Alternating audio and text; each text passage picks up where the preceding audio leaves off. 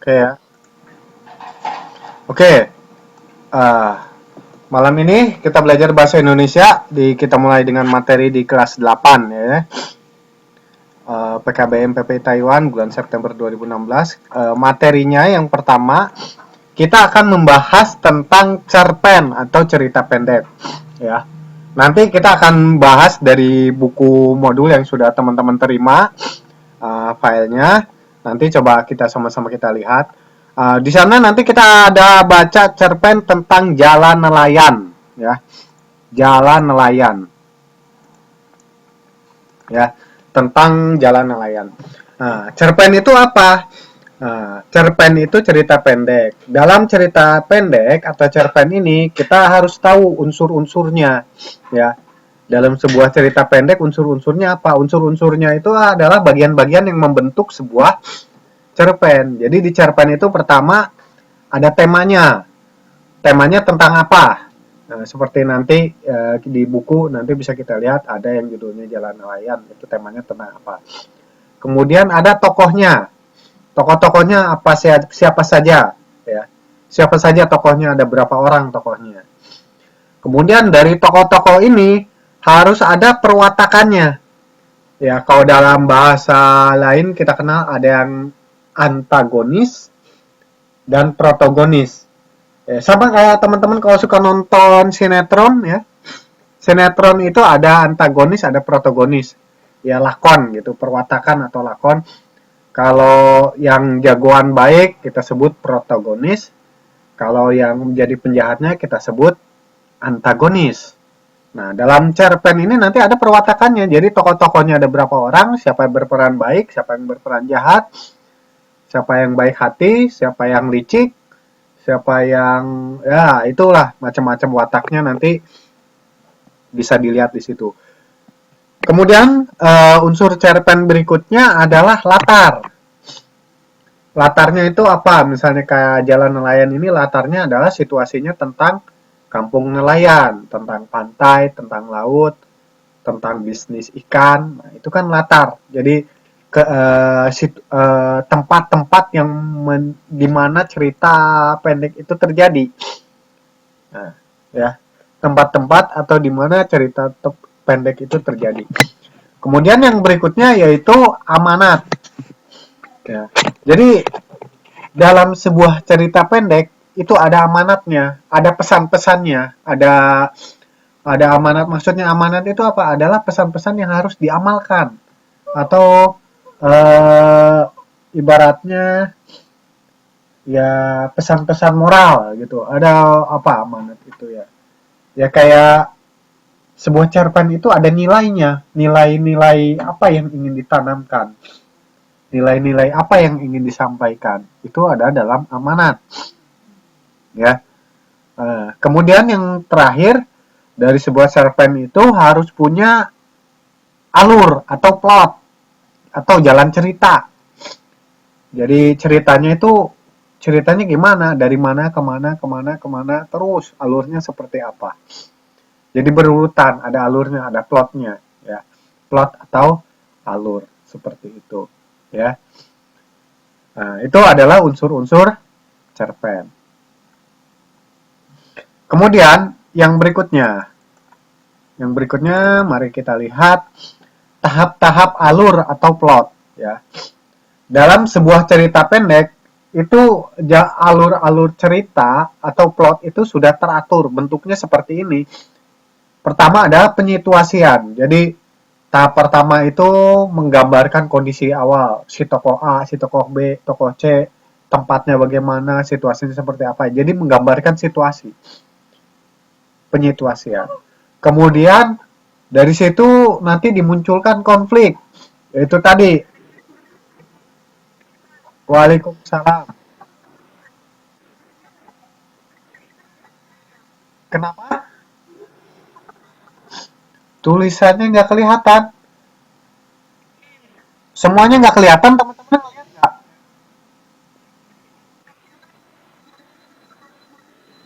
Oh, backgroundnya putih. Oke, sebentar. Sebentar, saya ganti. Nggak masalah, gampang kok.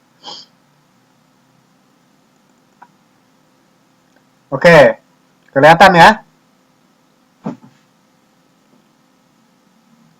Oke, tahapan penyituasian tadi ya, kita udah sampai situ. Tahap penyituasian, ya. Tadi sudah digambarkan. Jadi situasi suatu tempat cerita itu seperti apa, ya. Setelah situasi tempatnya itu digambarkan bahwa tokohnya siapa saja, lokasi cerita itu di mana, baru dimunculkan konflik. Bahwa masing-masing tokoh ini kan nanti ada wataknya, ada peranannya tadi sudah disebut. Apakah dia jadi orang baik kah? Apakah dia orang jahat kah? Apakah dia netral? Nah, itu dimunculkan konflik. Konfliknya antara orang baiknya dengan orang jahatnya. Siapa yang jadi orang baik, siapa yang jadi orang jahat, ceritanya dimunculkan. Dimunculkan konflik, masalah, dibuat masalah tentang apa, ya. Sampai ditingkatkan terus konfliknya. Jadi tahap peningkatan konflik. Jadi konfliknya itu dibuat semakin panas, gitu, semakin jelas. Setelah itu sampai ke puncaknya yang disebut dengan klimaks, ya, tahapan klimaks. Ketika klimaks, maka terjadi penyelesaian terhadap konflik, ya, tahap penyelesaian terhadap konflik, maka biasanya itu nanti ceritanya akan berakhir, ya. Jadi ini kita ketahui tahap-tahap alur atau plot dalam sebuah cerita pendek. Sebenarnya sama seperti kalau kita nonton sinetron, kalau kita nonton drama, bahkan wayang golek, wayang orang pun, itu kan ada yang disebut dengan pakem, ya. Dalangnya itu ada pakemnya, bahwa dalang kalau mau cerita Pandawa itu urutannya seperti ini. Sampai akhirnya Pandawa perang sama Kurawa, sampai akhirnya siapa yang menang, ya kan? Nah, itu adalah pakem. Nah, itu adalah alur-alur atau plot-plot sampai terjadi perang misalnya antara Pandawa dan Kurawa sampai akhirnya penyelesaian. Nah, itu ada tahapan-tahapan cerita sama seperti itu ya. Dalam pelajaran bahasa Indonesia pun, dalam cerita pendek pun, kita nanti akan menemukan hal seperti itu. Kemudian, yang berikutnya, kita akan mengenal jenis-jenis alur atau plot ya. Jenis alur atau plot, ada yang disebut dengan alur maju. Alur maju itu misalnya menceritakan tokohnya, tokoh-tokoh ceritanya itu diceritakan dari kecil, remaja, sampai dewasa, itu berarti maju.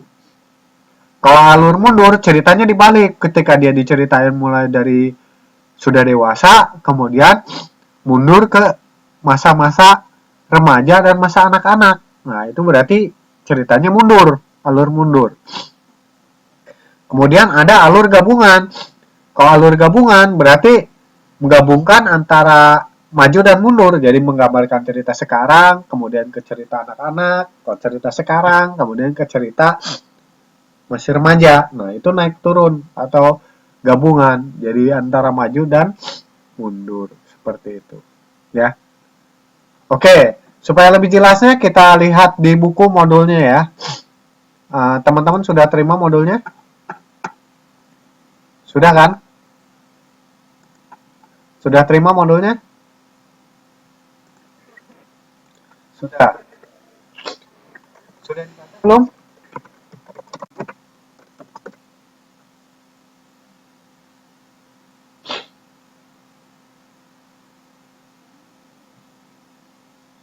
Oke ya.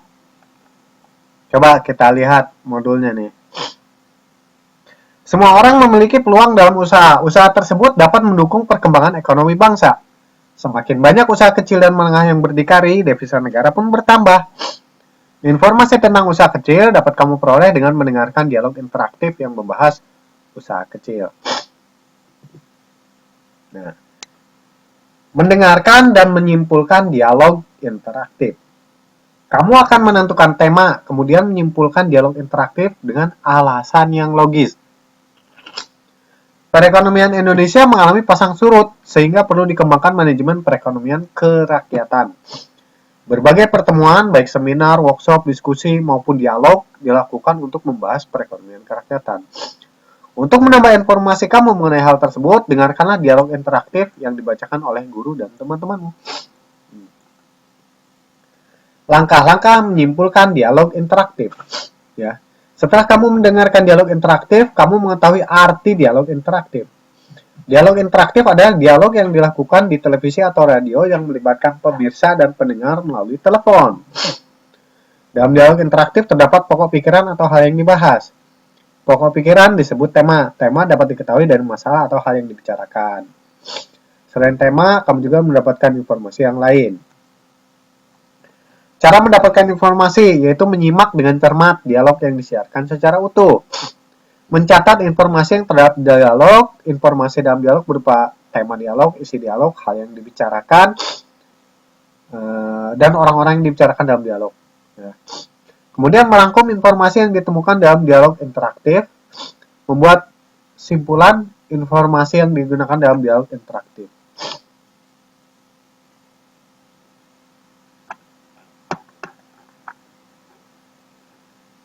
Ya, seperti itu. Jadi kita lakukan kegiatan berikut. Bentuk kelompok diskusi terdiri dari 3 siswa. Simak dengan cermat dialog interaktif tersebut. Diskusikan. Nah, coba dibuka halaman 159.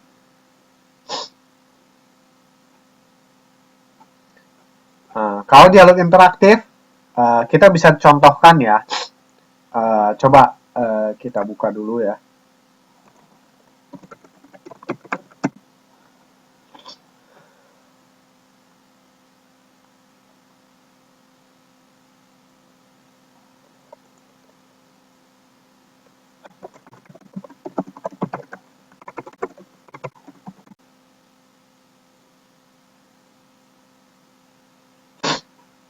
Ah, Contoh dialog interaktif, kita ambil yang ini aja yang paling atas ya. Nah, ini ada contoh dialog interaktif. Coba ini didengarkan, coba kemudian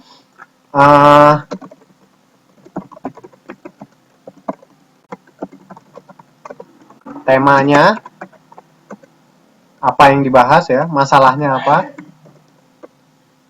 Tentukan tema seperti itu. Tadi udah disebut ya.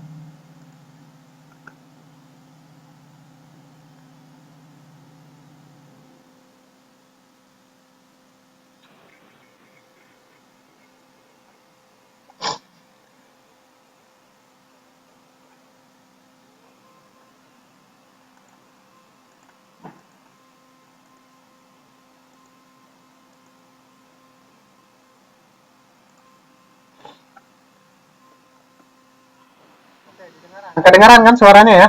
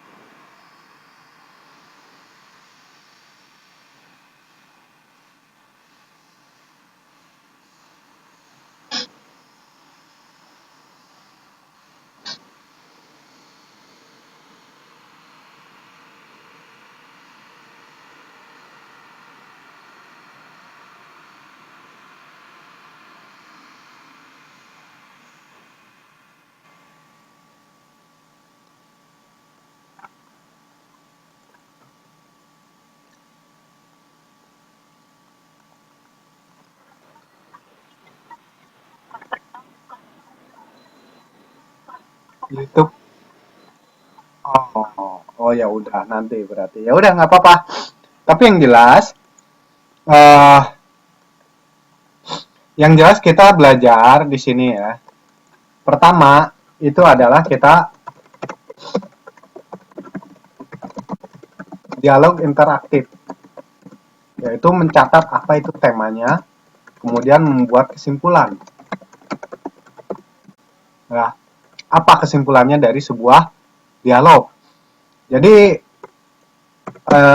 prinsipnya adalah mendengarkan, kemudian menarik kesimpulan.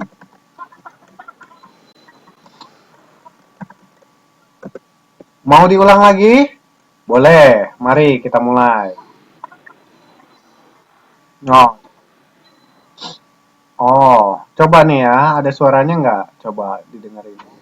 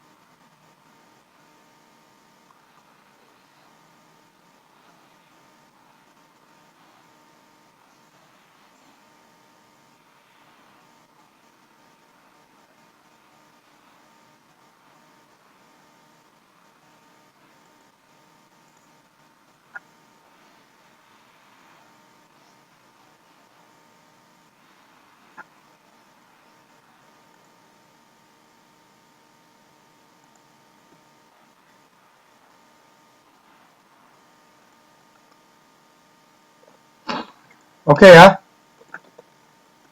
Itu tadi contoh eh, dialog interaktif ya. Itu tadi contoh dialog interaktif.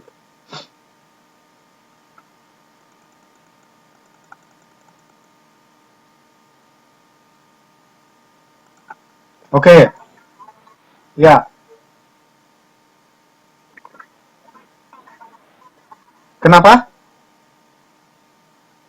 Buku yang dipakai ini, saya kasih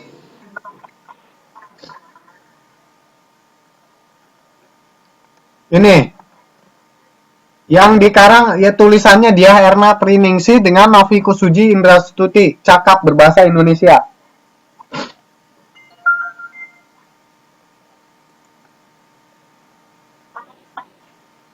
Cakap berbahasa Indonesia, penulisnya dia Erna Triningsi, Novi Kusuji Indrastuti.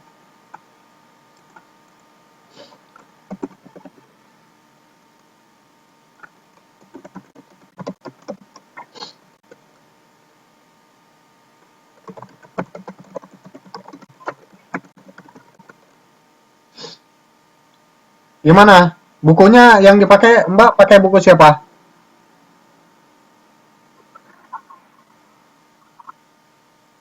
Halo?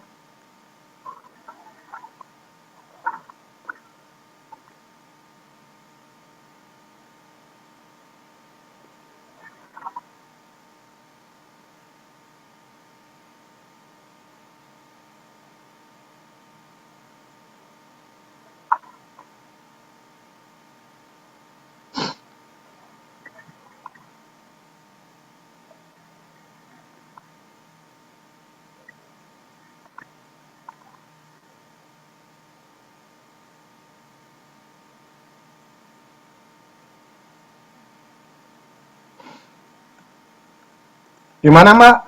Halo?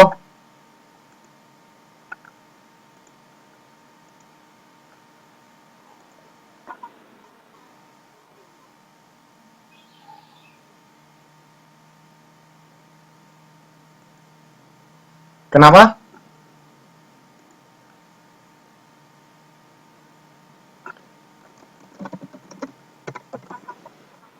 Oh iya. Itu teman-temannya kok pada keluar nggak masuk lagi, kenapa? Kok nggak pada masuk kelas lagi?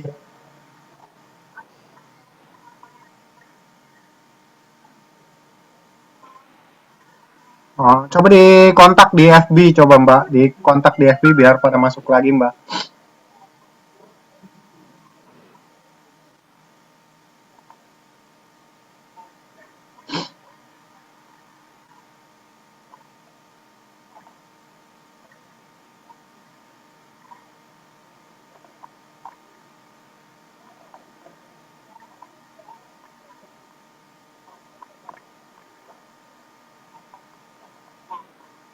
Gimana? Ya, halo.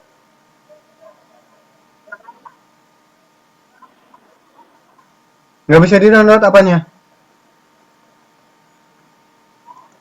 Bukunya?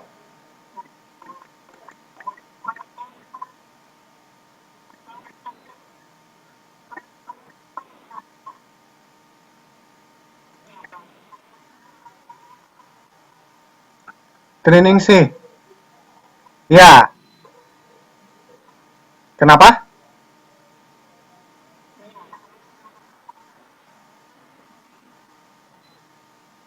Nggak bisa di-download di mana? Mbak nyarinya di mana?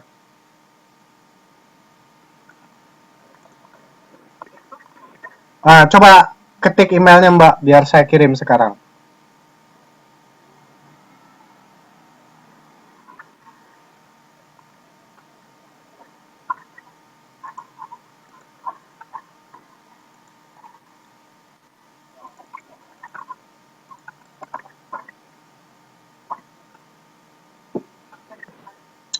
Sudah.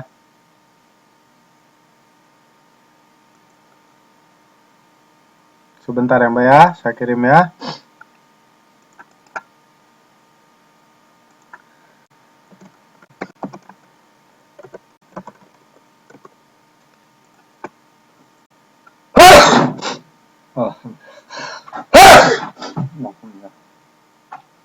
Sri Kaseran ya.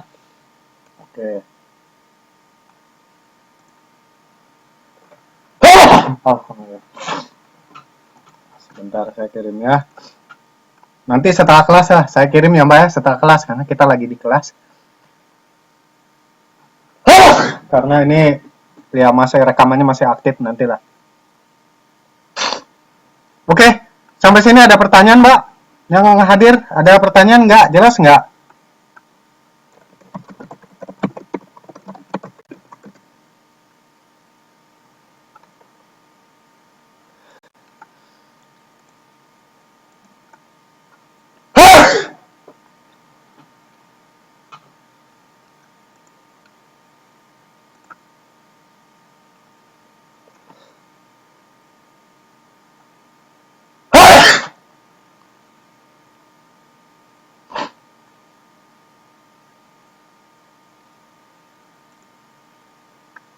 Ada pertanyaan tidak?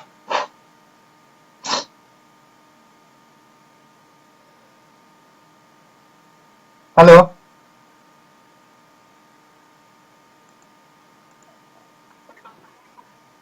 Tidak ada ya? Jadi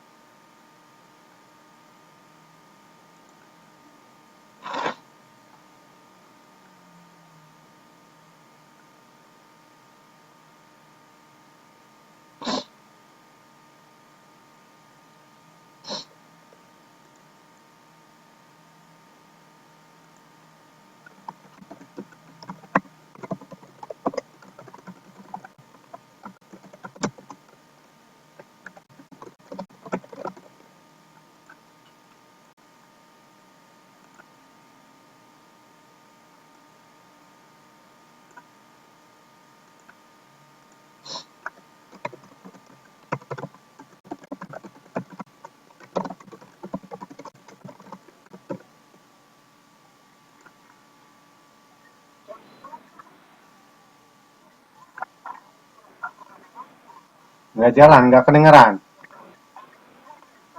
nggak ada suaranya juga.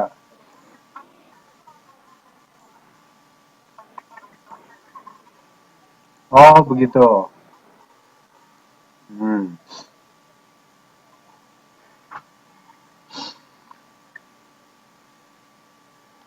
Baiklah. Kalau tidak kedengeran, baiklah. Gimana kalau kita ulang lagi?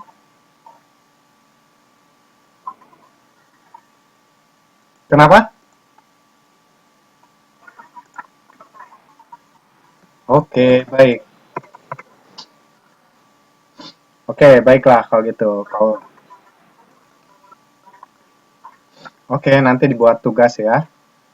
Kalau gitu kita lanjutkan ke materi berikutnya ya.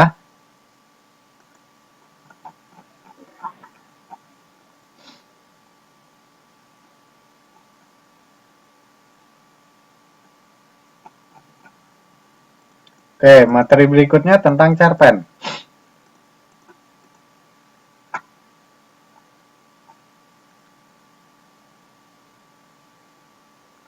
Oke, silakan dilihat layarnya nih. Bisa kelihatan layarnya nggak?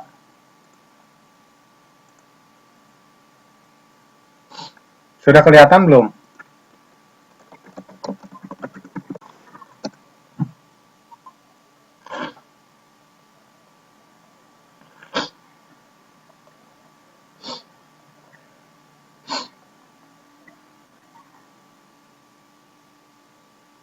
Sudah terlihat.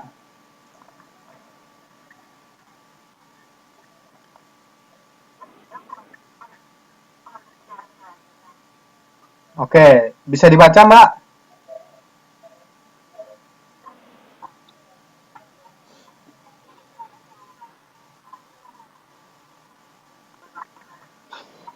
Oke, ya dibaca. Oh, dibaca dulu, pelan-pelan.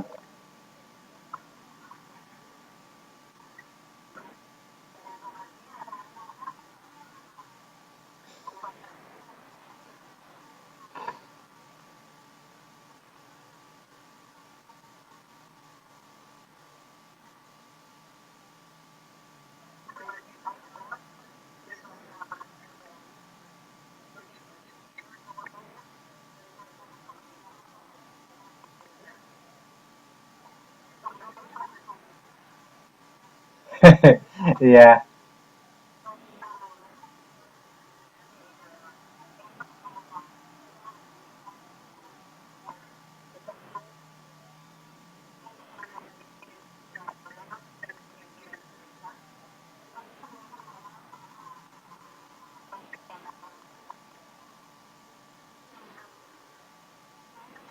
yang iseng. Hmm,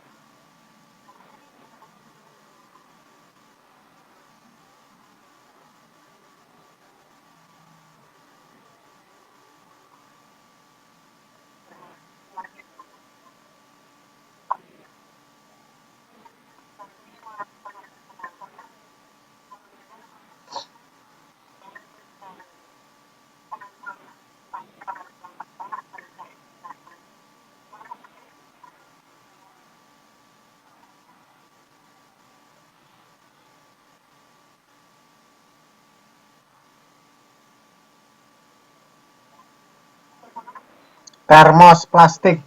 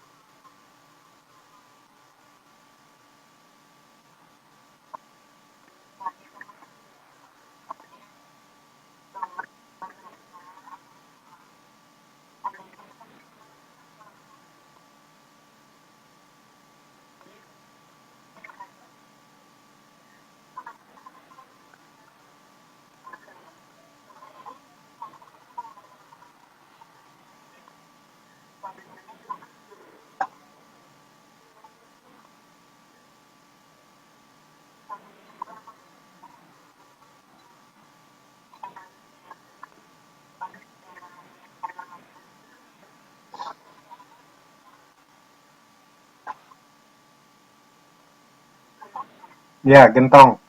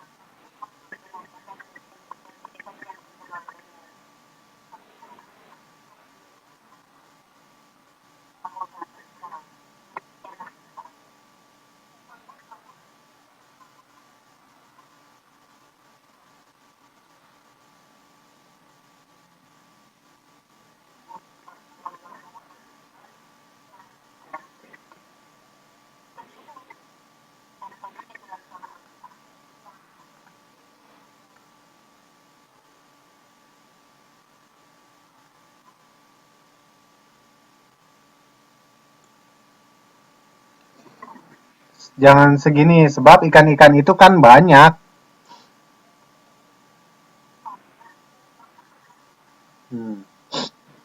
Ya, terus lanjut.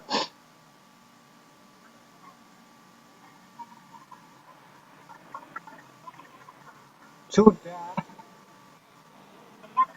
Coba-coba sudah digeser, silakan.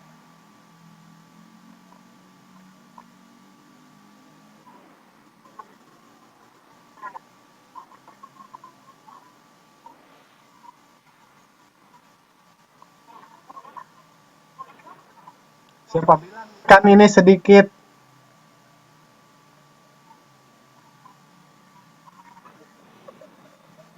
Oh, begitu. Ah, cobalah.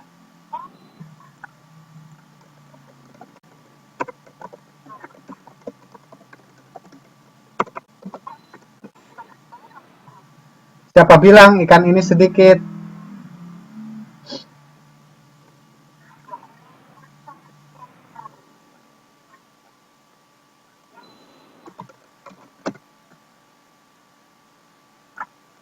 Ya, oke, oke.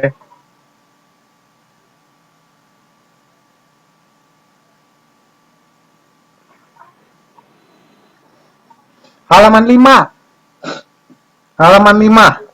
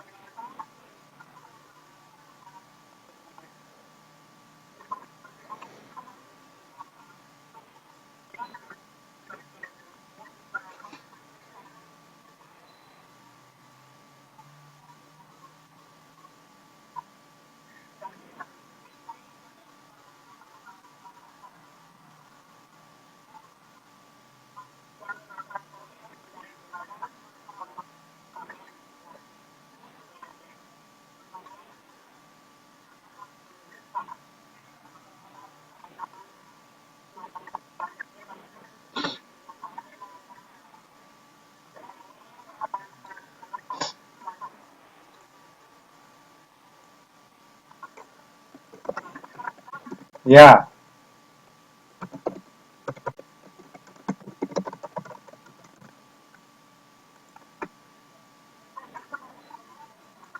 Oh, baiklah. Sebentar saya cek juga.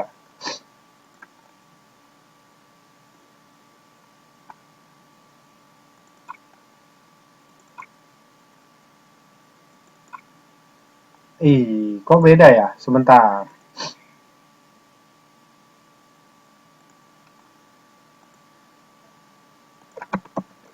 Ah, dari cerita itu apa kesimpulannya?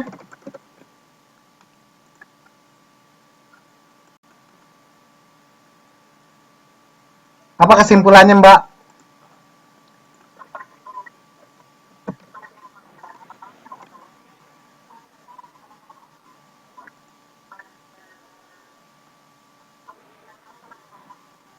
Oh, gitu. Oke, kita mulai dulu dari pertama.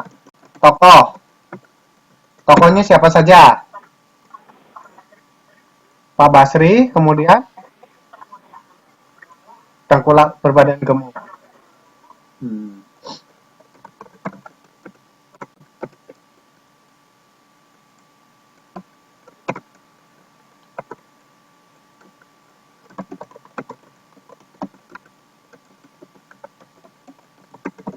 Oke.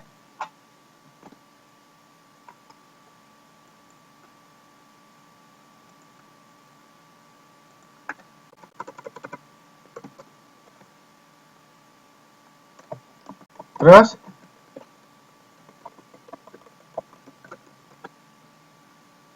temanya apa? Tokoh. Tadi tokoh ya.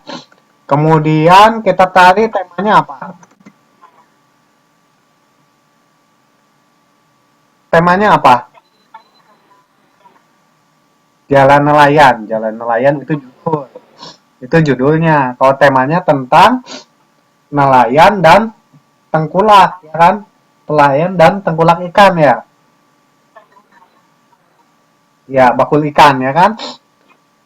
Ya. Terus apa lagi? Ah, ini kalau dilihat plotnya bagaimana plotnya?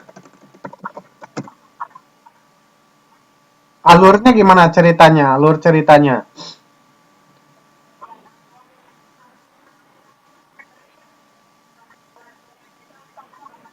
Campuran ya. Di campurannya dari mana kesimpulannya ngambil campuran?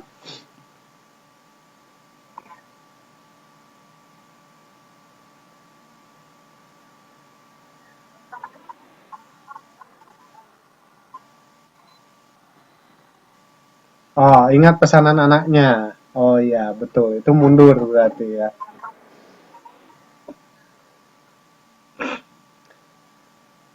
Ya, berarti itu campuran ya. Terus kalau dilihat wataknya bagaimana? Wataknya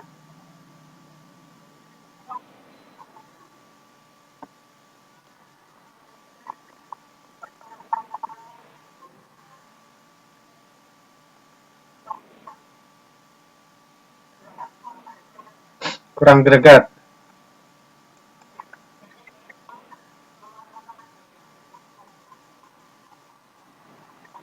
Hmm. Oh, begitu.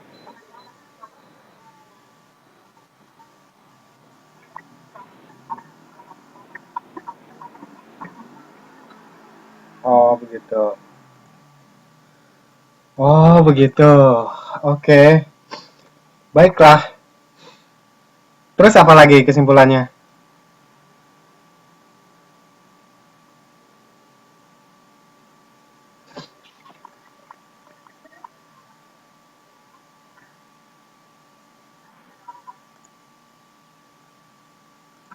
Kesimpulannya apa?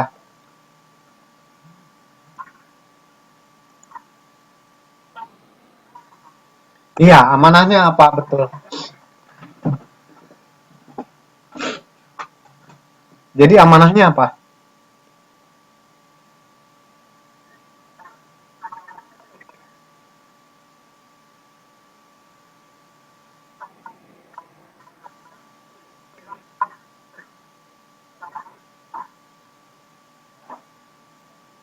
Kenapa?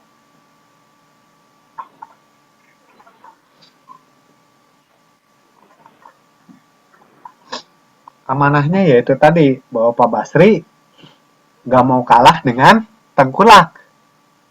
Pesannya kan? Walaupun tengkulaknya nawar harga murah, dia tetap nggak mau kan. Akhirnya tetap dia nggak dijual itu ikan ya.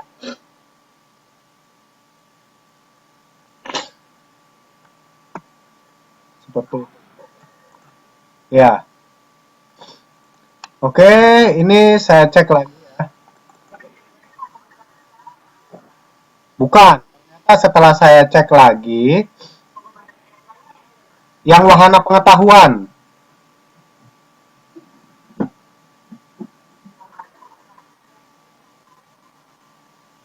Sebentar.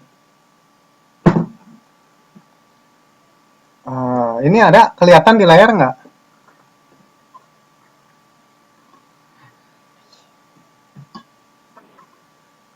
Kontributor naskah Fairul Zabadi dan Sutejo.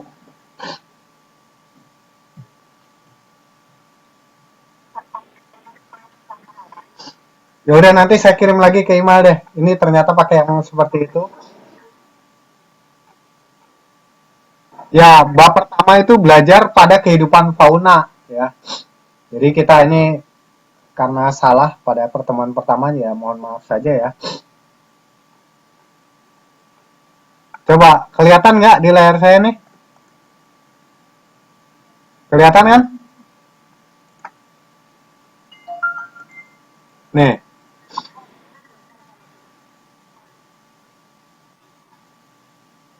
belajar pada kehidupan fauna. Sudah kelihatan? Nah, ini bukunya. Kelihatan nggak? Sudah kelihatan? Judulnya ini, Bahasa Indonesia Warna Pengetahuan.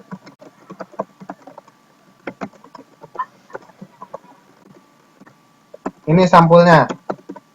Sudah kelihatan?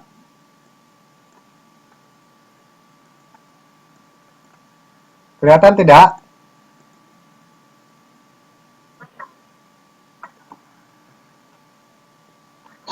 Coba.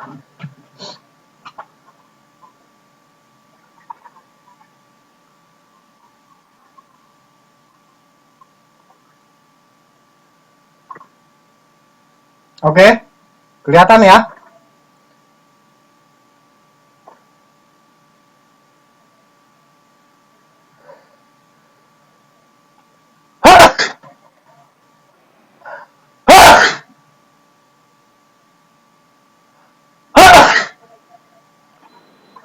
Sudah ya? Nah, itu.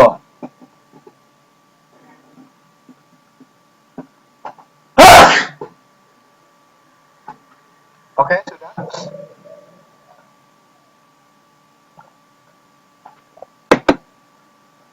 Oke ya. Coba kita lihat ke bab 1.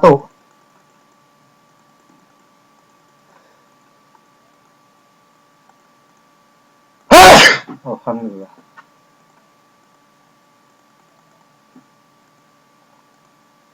Nih, belajar pada kehidupan fauna. Kata konsep. Teks cerita fabel. Memahami teks cerita fabel. Mana struktur? Memahami unsur. Penyusunan teks cerita fabel berkelompok. Nah, ini contoh nih, membangun konteks. Belajar pada kehidupan fauna.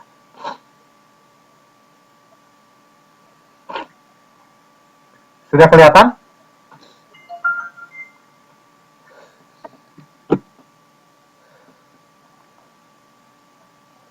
Ini sudah pada terima belum? Bukunya udah pada punya belum?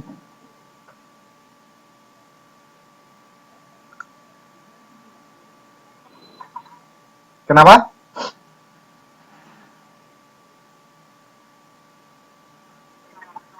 Sudah punya?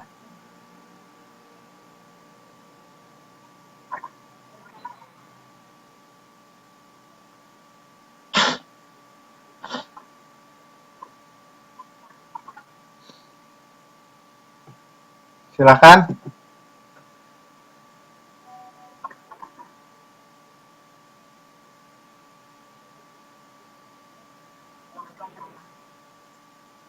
Sudah kelihatan?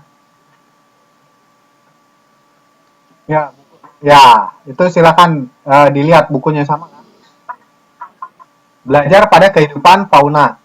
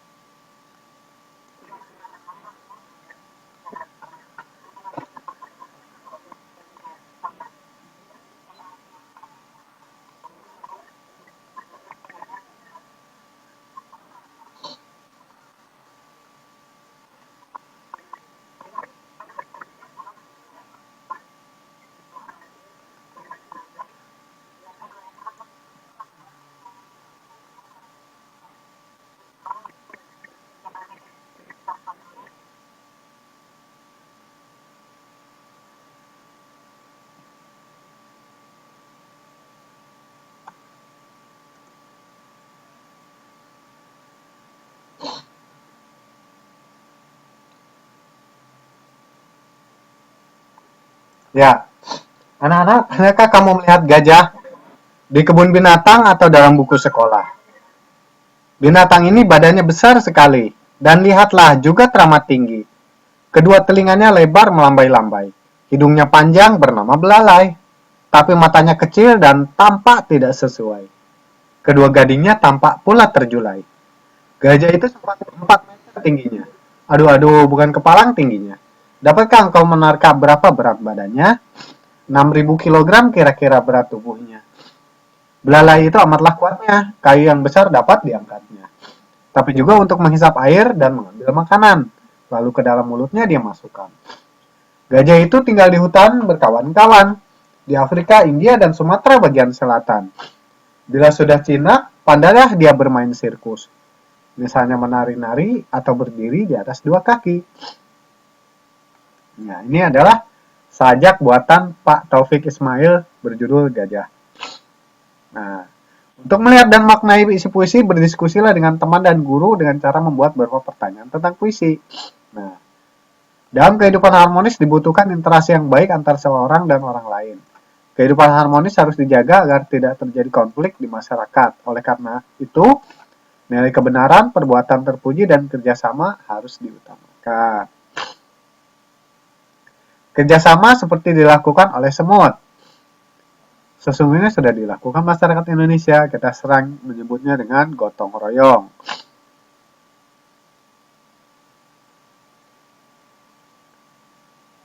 Ya.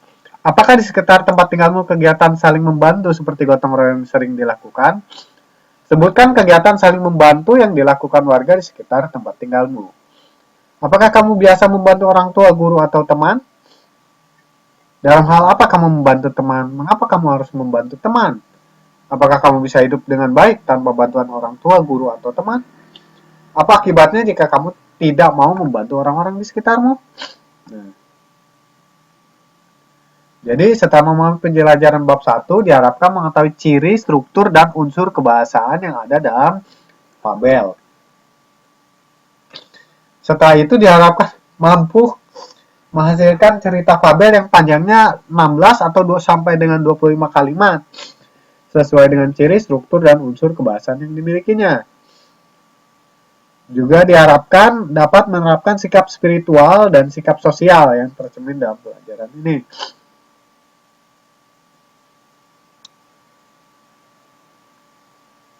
Nah, ini judul ceritanya, Kupu-kupu Berhati Mulia.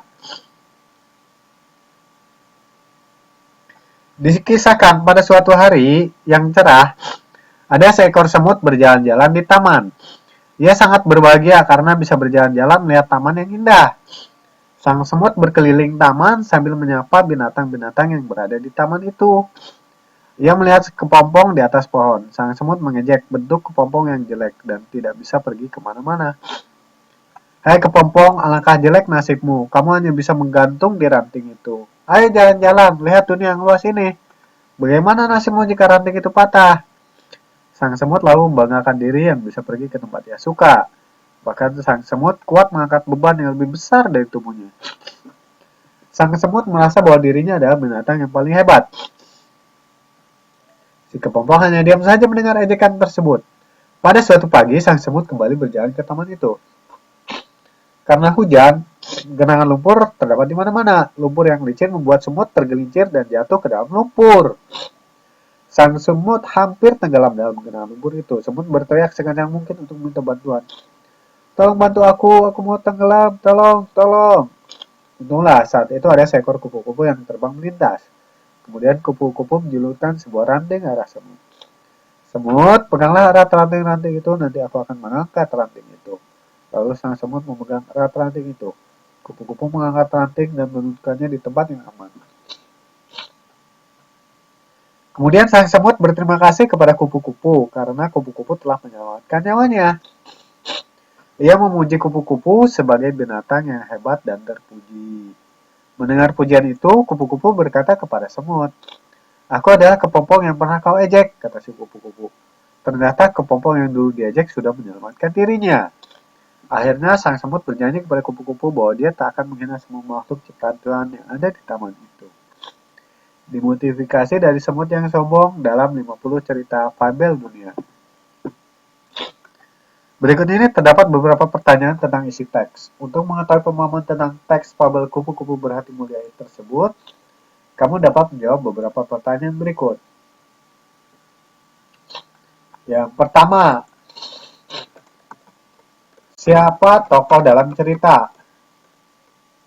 Oke, mungkin ini bisa dijadikan tugas ya.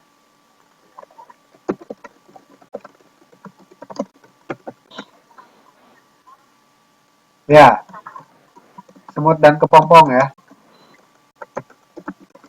Silakan pertanyaan ini dijawab ya. Nomor 1 sampai nomor 8. Nah, ini pertanyaannya nih. Nomor 1, nomor 8. Sama dialog tadi. Tapi kalau kebanyakan yang ini saja deh. Dialog nggak perlu. Kita fokus di yang fabel aja. Tugasnya yang ini. Ya, tugasnya yang ini saja ya. Oke? Oke, sampai sini ada pertanyaan tidak? Tidak, ada waktu 15 menit lagi kalau ada pertanyaan. Kalau tidak, kita coba dengerin lagi video YouTube yang tadi. Kenapa? So far so good.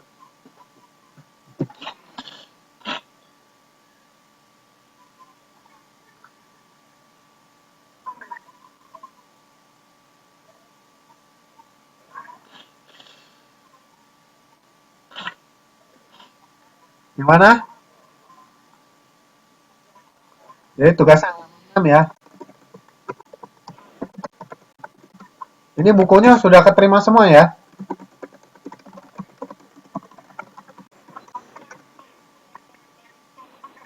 Kenapa? Belum pada punya. Oh, di grup.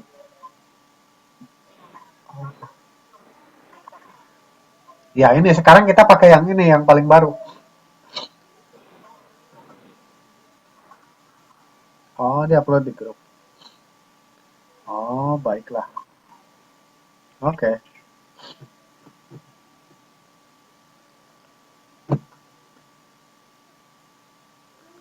Oke. Nih.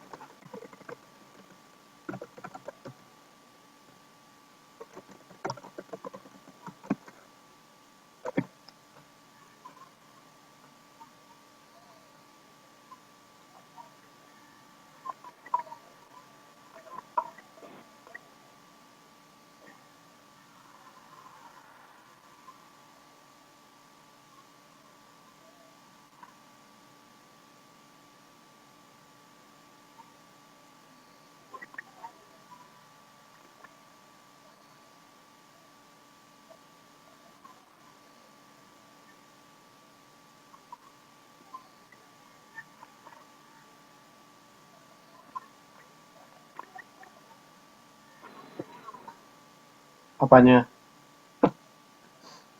Apanya yang terkirim? Oh, nanti saya cek. Oh iya, ada ini. Coba dilihat. Jajeng Kaseran. Oh, ya udah. Oke. Sampai sini ada pertanyaan tidak? Ini masih ada 15 menit, 10 menit lagi lah. Kalau tidak, coba kita lihat bahasa Indonesia, kita lihat ini lagi ya, dialog ya, coba. Kedengaran nggak di sana?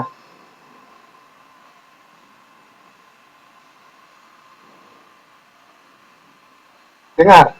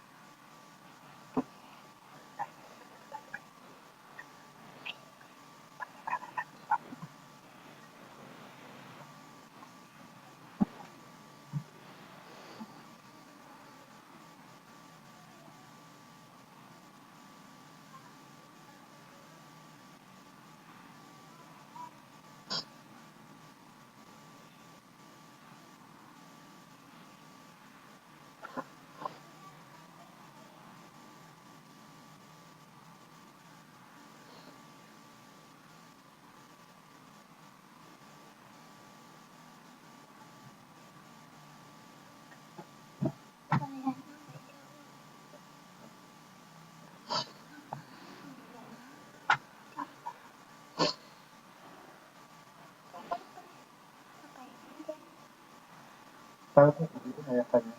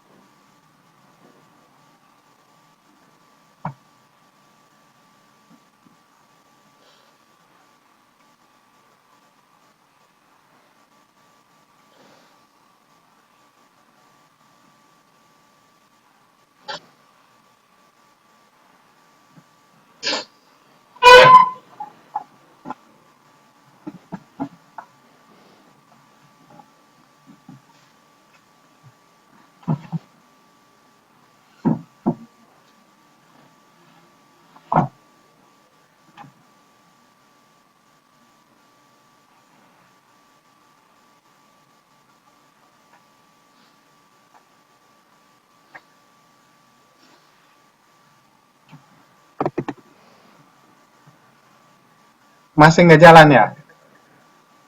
Tapi suaranya kedengeran. Oh, suaranya juga nggak ada. Hmm, ya sudah, baiklah kalau begitu.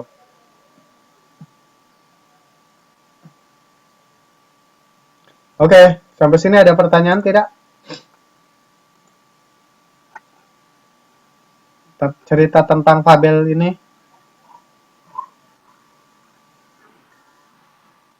Meo lah, meo ente, yang meo mente, meo ah.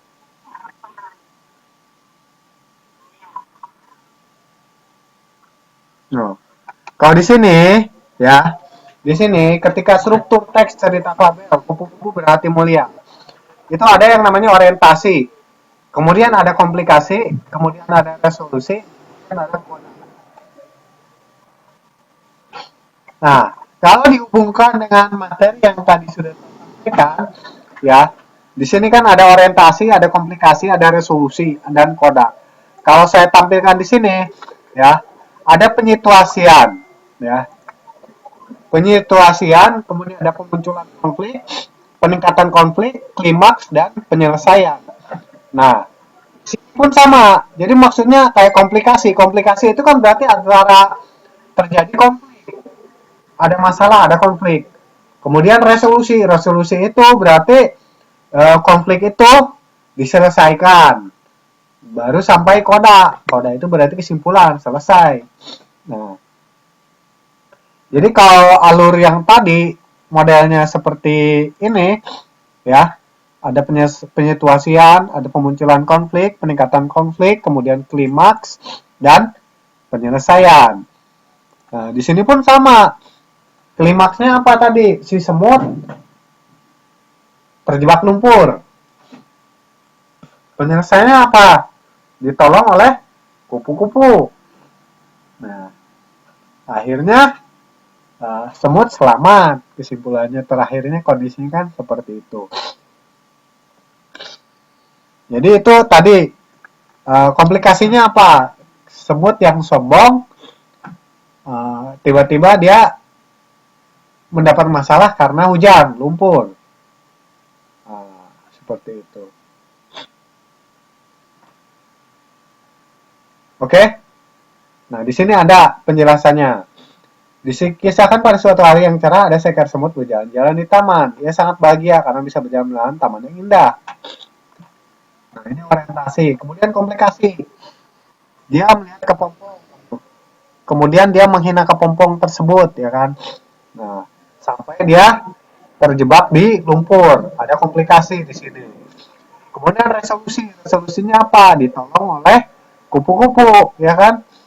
Nah, kodanya apa? Semua berubah sikap. Jadi dia akan ah, seperti itu.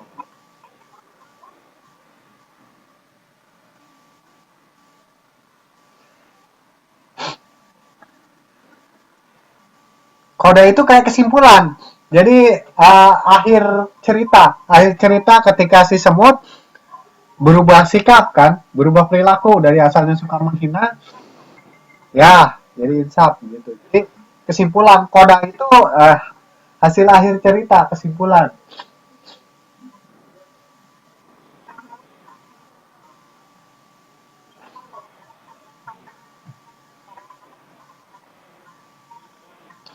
Iya, dia berjanji tidak akan menghina lagi. Nah, seperti itu.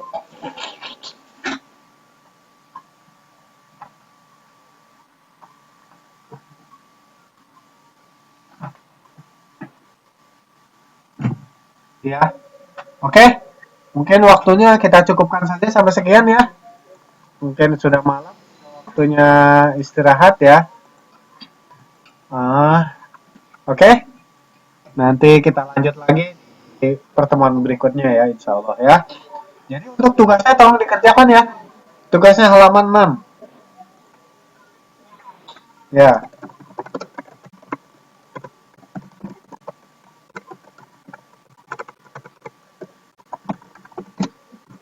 jangan lupa tugasnya halaman 6 ya. Nanti di pertemuan berikutnya kita bahas. Kalau tidak ada pertanyaan, mungkin itu saja pertemuan kita pada malam hari ini. Terima kasih atas kehadirannya. Selamat malam, selamat beristirahat. Sampai ketemu lagi di pertemuan berikutnya. Saya mohon maaf apabila ada salah-salah kata dari pertemuan kita pada malam hari ini, kalau ada kekurangan dan kekeliruan. Assalamualaikum warahmatullahi wabarakatuh. Wassalamualaikum warahmatullahi wabarakatuh. Selamat malam, Wan An.